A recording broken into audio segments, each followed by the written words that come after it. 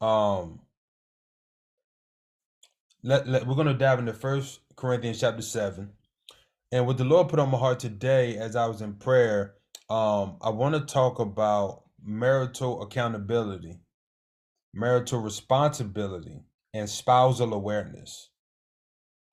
Now, as good as your marriage is, it's not as good as it should be. Think about that. As good as your marriage is, it's not as good as it should be. And this is what the Lord has kind of been put on my heart for this week. Your marriage could be great, but it's not as great as it should be. Now, let me tell you the issue number one. Okay. The issue that you have with your marriage is you are a naturally selfish individual. Your nature is selfish. No matter how giving and loving you say you are naturally selfish. It's the human nature to be this way. We want what we want, when we want it, how we want it, and we get mad when it don't happen. Even if we don't express it, we are frustrated. All of us go through this. So let's just keep that as a baseline. We're all working through fixing that day by day, becoming better at learning how to overcome the flesh so that we don't naturally give into our selfish ways, which creates attitudes, etc. So, for example, if you don't get what you want, your demeanor and your attitude and your body language tells you everything you need to know about your selfishness. It's no different than a 4-year-old acting out when he don't get the toy or the cereal he wants. It's the same concept. So we have this dynamic in marriage where we are all a bunch of grown babies who were once little adults. So as a baby, you're a small adult, and as an adult, you're a big baby. So that tells us that there's no real difference between a baby and an adult, except the fact that we have the awareness to know what's going on now. We're all in the same boat. So now let's read. We're going to start at verse 1, and I'm going to let it read for you. Chapter 7. Instruction on Marriage. Now regarding the questions you asked in your letter, yes, it is good to live a celibate life. But because there is so much sexual immorality, each man should have his own wife, and each woman should have her own husband. All right, Paul. So the Corinthian church started by Paul the apostle, right? Mia started by that's my goddaughter, y'all. Started by Paul the apostle, right? Watch this. The Corinthians wrote a letter to Paul saying, "Yo, we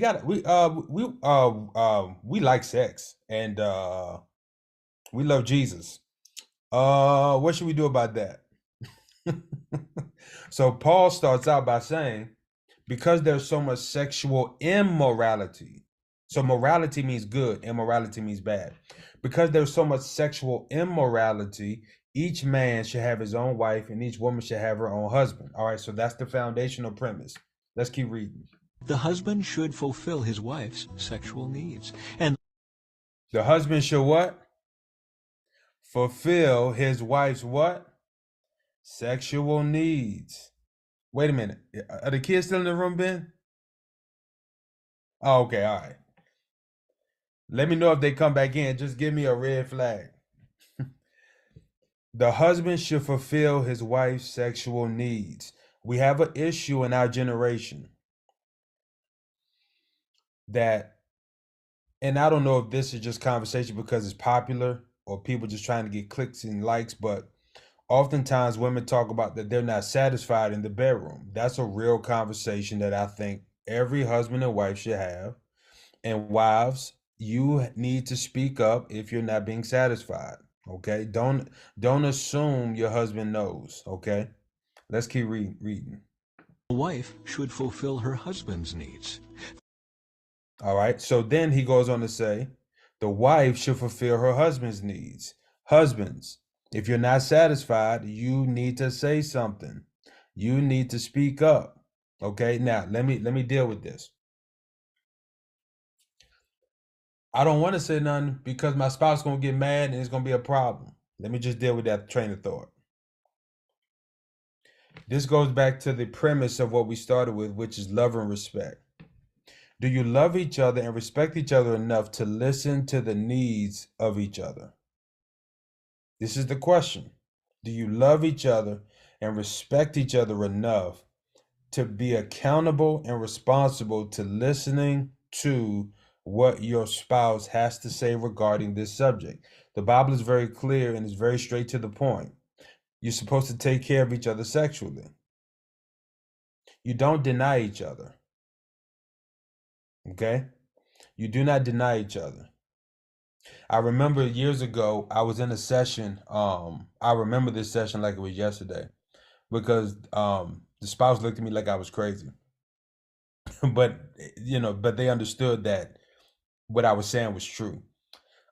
In this particular instance, this was a husband and wife, and the husband was not getting his needs met sexually, meaning they were not having sex. There was nothing going on. Zero, like zero, literally zero.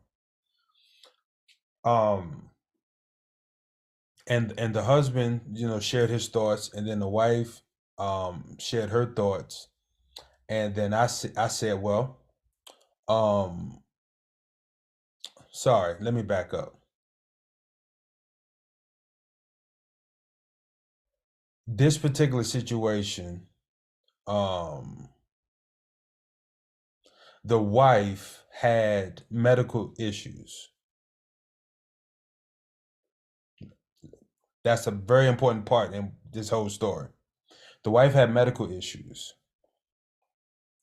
And so the first thing we had to deal with was the fact that as a husband, you have to be sensitive and understand that your wife is probably going through some things mentally regarding that. So you can't be insensitive to it. And then at the same time, the wife has to understand that even through her trials or her struggles, her husband still has needs. So there's a responsibility on both sides. Y'all get that, right? That's what I was trying to share.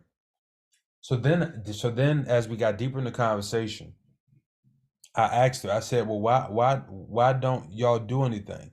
And she shared, well, because of her her issues or whatever. So then I began to tell her, well, what's wrong with your mouth? What's wrong with your hands? What's wrong with your feet? What is wrong with other parts of your body that God has blessed you with? And in that conversation, she realized, now granted, she got offended at first, rightfully so, because that's a hard question to ask someone. But she knows my heart. She knew my heart and my intention. It wasn't to be offensive. It was to genuinely jog her thought process. And what I began to share with them is that when you have, what I began to share with them is this. Sorry, I was letting somebody in. What I began to share with the couple is this, is if one part of your body is going through some medical challenges, that doesn't stop the rest of your body parts from pleasing your other spot from pleasing your spouse. So what I began to explain was you don't want to get into a territory where you don't do anything, where you do zero, because that would be unacceptable.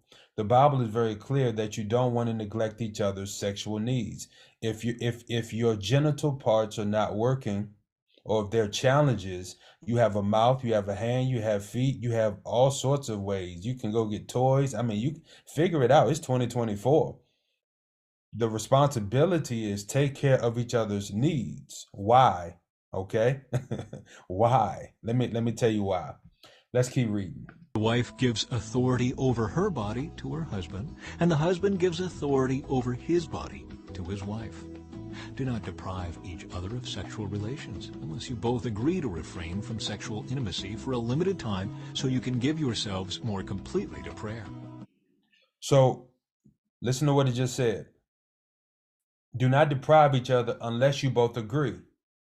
Now, the problem is in our generation, many people do not agree to this. So you have a spouse who's being neglected and their spouse ain't doing no praying. They ain't prayed in 3 weeks. and they ain't had no loving in 3 weeks. What's going on, sir and ma'am? So what we see is there's a problem. Now let's keep reading. Afterward, you should come together again so that Satan I won't be got a able to tempt you question. because of your lack of self-control. Okay, let me play that verse one more time, and then we're gonna get to your question. The wife gives authority over her body to her husband, and the husband gives authority. Not deprive each other of sexual relations unless you both agree to refrain from sexual intimacy for a limited time so you can give yourselves more completely to prayer.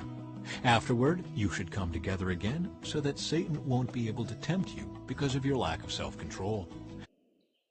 The Bible is not telling you to refrain. It's telling you to refrain only for prayer or fasting, right? That's what typically you give yourself completely to prayer. That's a fast.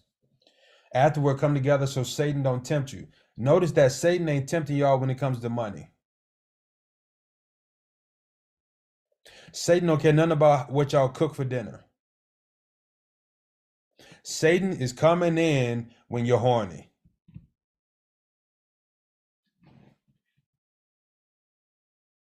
But I was using as an example of a client I had years ago where a wife had challenges health wise, and she couldn't have relations. And I said, well, use other things that the Lord has given you, right? Now, Mm. in your hand, your mouth, your feet, whatever it may be. That was the part you came in on. You missed that part though. So you came in on the tail end of that. When you don't have a desire, you don't lack anything or lose anything because you don't need anything fulfilled. The problem is your husband still has a desire and needs to be fulfilled. So you're not losing anything because if you don't want it, you don't want it. There are people in life who just don't crave sex and they're celibate, and the Bible talks about those types of people.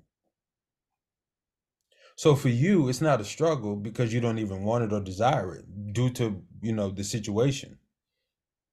But the real concern is your husband desires it and your husband wants it. So now the challenge becomes what can be done for your husband. Now, you have a responsibility to become an Oscar-winning actor. You got to become Angela Bassett. You got to put on the greatest acting show of all time whenever your husband wants it. Yes, Angela. That groove back. Yeah. Let me tell you why. I was talking with a couple. This is a different couple. I want to say maybe this about maybe 2 years ago.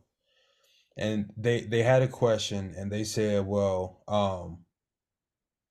what do you do if your spouse gives it to you, but they're not really into it? And I said, well, that's a problem.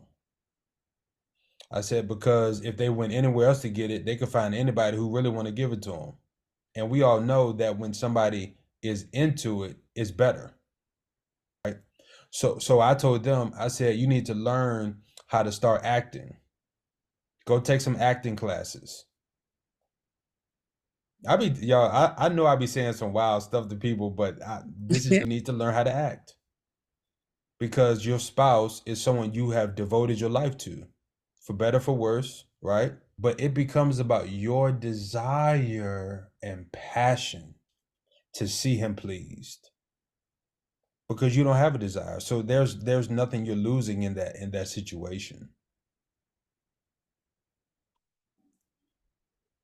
There may be natural ways you might not be able to do it sometimes because of challenges, but that's where you talk about it and figure out other ways to mimic or imitate or achieve the same level of desire